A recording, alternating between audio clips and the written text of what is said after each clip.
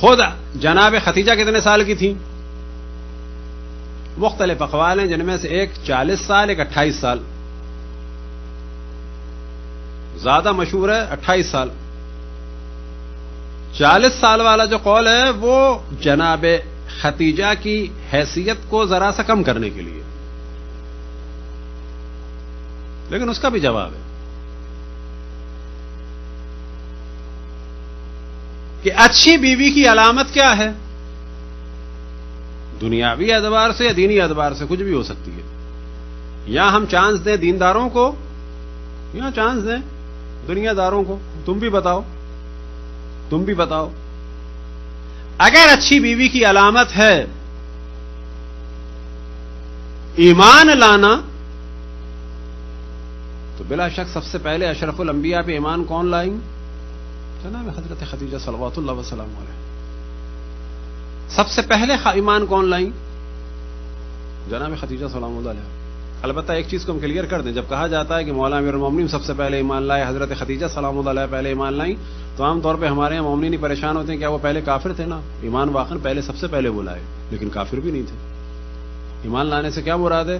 پہلے وہ دین حنیف پہ تھیں، پہلے مولا امیر المومنین دین حنیف پہ یعنی دین ابراہیمی پہ تھے، کہ جس میں یہ پوری شریعت تھی، لیکن جس وقت اشرف الانبیاء نے اعلان کیا کہ میں اللہ کا نبی ہوں، ان کے اس اعلان کو فوراً ماننا یعنی ایمان لانا، یہ ایمان لانے کے بعد۔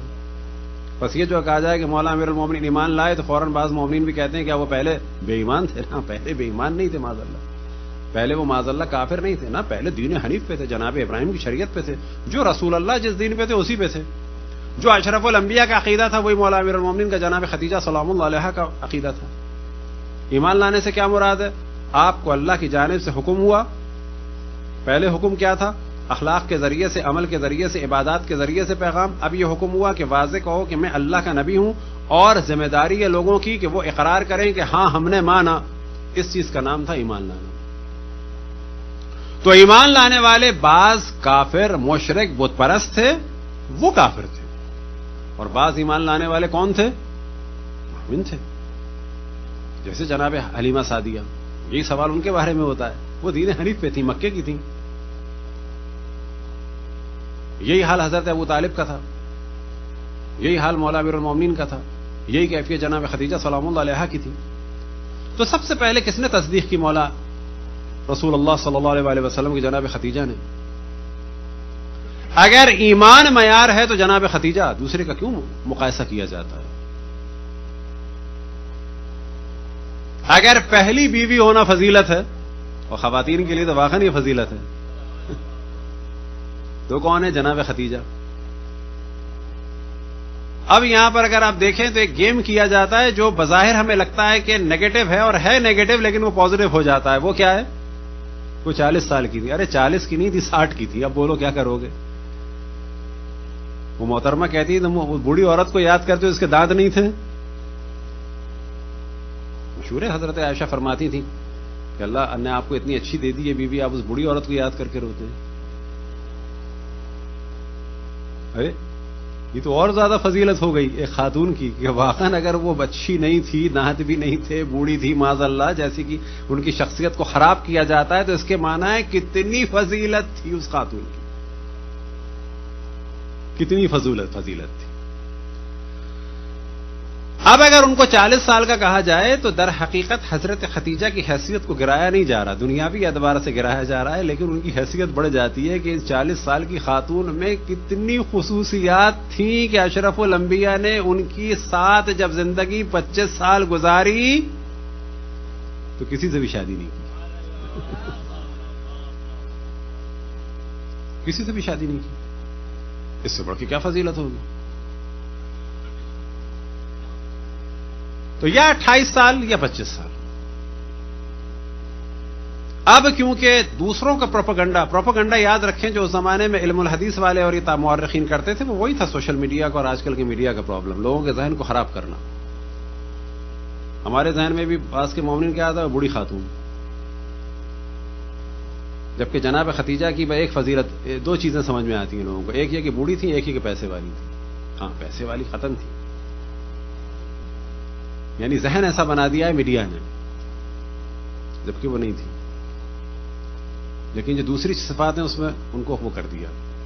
مال دولت کی صفت تو اللہ کا شکر ہے کہ وہ چھپا نہیں پائے، لیکن آپ کو تعجب ہوگا علمی اعتبار سے، اخلاقی اعتبار سے وہ اس زمانے کے قریش میں برترین خواتین میں سے تھی. اور ایک خصوصیت ان میں تھی کہ وہ اپنے زمانے میں حسن و جمال میں بھی عرب کی خواتین سے بہت آگے تھی.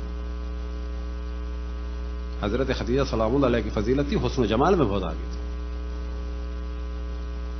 اور جو ہمارے یہاں روایات ہیں ان کے حساب سے ایک موضوع یہ ہے کہ کیونکہ ان کے چچا زاد بھائی ورقہ ابن نوفل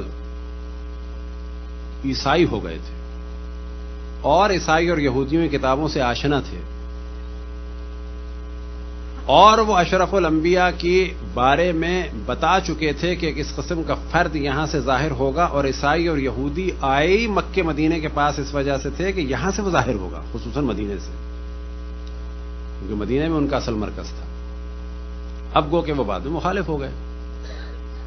تو ہمارے یہاں بعض جو نتائج نکالے جاتے ہیں روایت سے وہ یہ کہ جناب خدیجہ سلام اللہ علیہا حتیٰ اگر 28 کی بھی تھی اور اگر شادی نہیں کی تھی جو زمانے کے حساب سے لیٹ ہے، یا جو بعض جگہ بیان ہوا کہ خود وہ 25 سال کی تھی، یہ بھی لیٹ ہے، تو وہ در حقیقت اپنے چچا زاد بھائی کے بتائے ہوئے چیزوں پر انتظار کر رہی تھیں کہ نبی مبعوث ہوگا.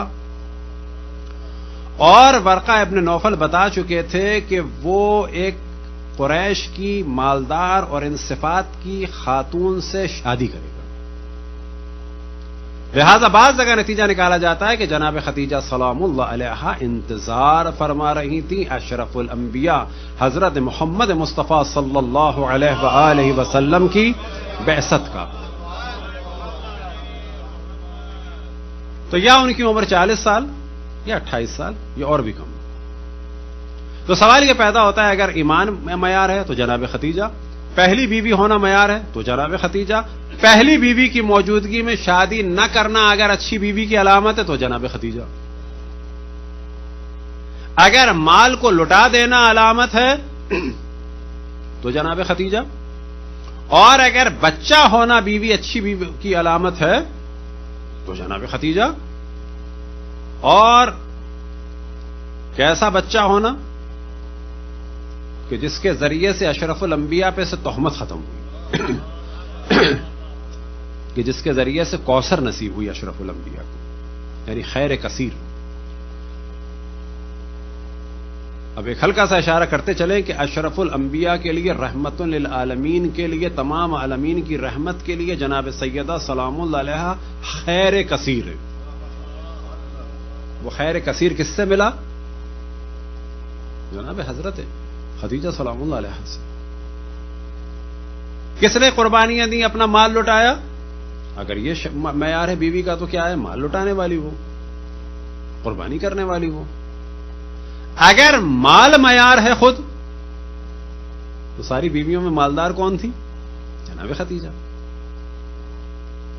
پڑھائی لکھائی معیار ہے تو زیادہ باشعور کون تھی؟ جناب خدیجہ. اگر خود اشرف الانبیاء کا حسب اور نسب معیار ہے تو جس شجرے سے اشرف الانبیاء تھے اسی شجرے سے جناب خدیجہ تھی. 3 یا 4 نسلوں کا فاصلہ تو اوپر جا کے ایک تھے. جناب ہاشم کی بھائی کی نسل سے ایک نسل تھی. معیار کیا ہے بالآخر اچھی بیوی کا؟ برحمتك يا أرحم الراحمين وصلى الله على محمد وآله الطاهرين.